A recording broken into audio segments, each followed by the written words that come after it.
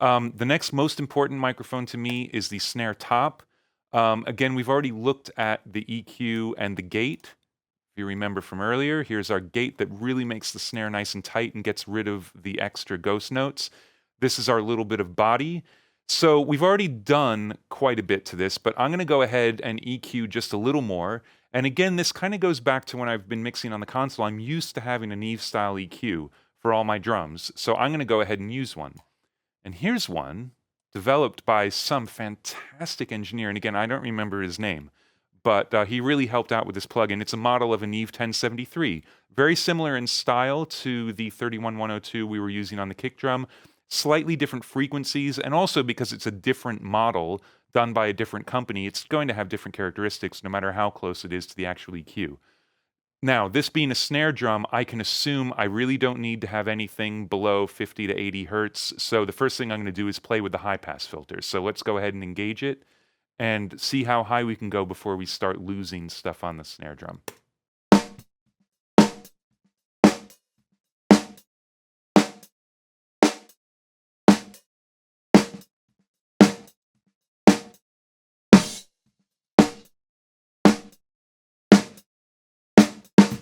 So I think this works really well at around 80 hertz. I'm just going to bypass and put it back. What's interesting is, again, I'm not just cutting off everything down in the range below 80 hertz. I have a slope, but I also have a corner, and I'm actually hearing a little bit of a bump at the corner, which you do get. There's a little bit of phase shift and resonance when the filter starts, and I feel like I actually pick up some body by filtering at 80 hertz. So here's with. Here's without. It's a subtle thing, but I like it. So I'm going to go ahead. And now I'm just going to start cranking the top end EQ. And I already know from EQing thousands of snare drums that generally I like 7.2 in the mid band. And this shelf is fixed at 12K. So I'm going to have a 12K shelf and a 7.2 parametric mid band. And just start cranking them until they sound good to me.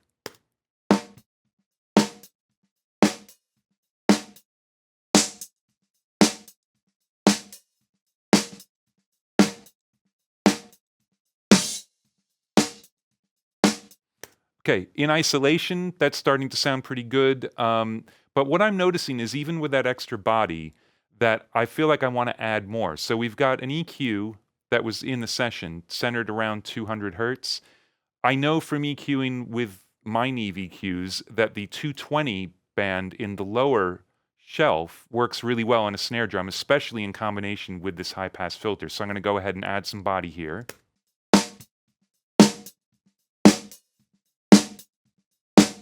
Now you might be saying, okay, you've added highs and lows, so why didn't you just turn it up? And the reason is because I've only added highs and lows, and I am actually putting a little bit of a happy face EQ. And there's nothing wrong with a happy face EQ. If I just made this louder, what would start to happen is the snare would still disappear. I'm a fan of really bright snare drums that have a lot of body to them. And what that means is you're leaving the mid-range behind. I could have gotten the same sort of effect by using a more precision EQ and taking out some mid-range, but that's not as musical to me. I like adding the frequencies that sound good and taking away frequencies that sound bad. I don't ever think about taking away frequencies that I don't like as much to make the other frequencies stand out. So here's with and without this entire EQ.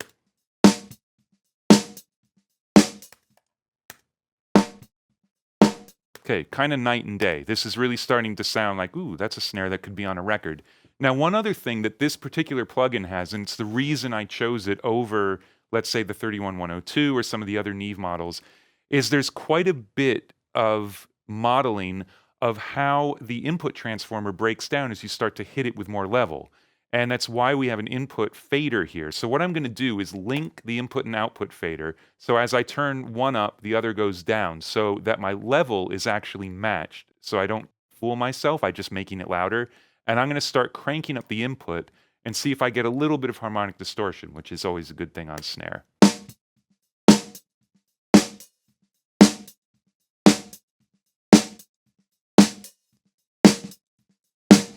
It's subtle.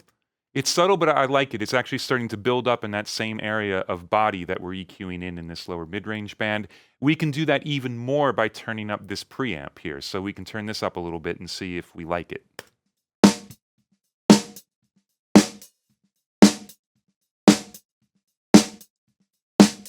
It's subtle. It's subtle, but I don't particularly like that. I think we're just going to go ahead, put this back at the default value, but leave this input cranked. So here is the snare drum just with the input gain cranked up a little bit. Here's at the default setting. And here's with it cranked again. Now, this is a subtle difference, so where I think it's easiest to hear is in the body of the snare, so down in that sort of 200 hertz range, and it really, I mean, body I think is a really good word. When you listen to it loud, it's the thing that thumps you in the chest. So listen down there, and it's a very subtle difference, and it's not enough of a difference for me. So after you check this out, we're going to go even one step further. Here it is again. And without. And back in. Okay,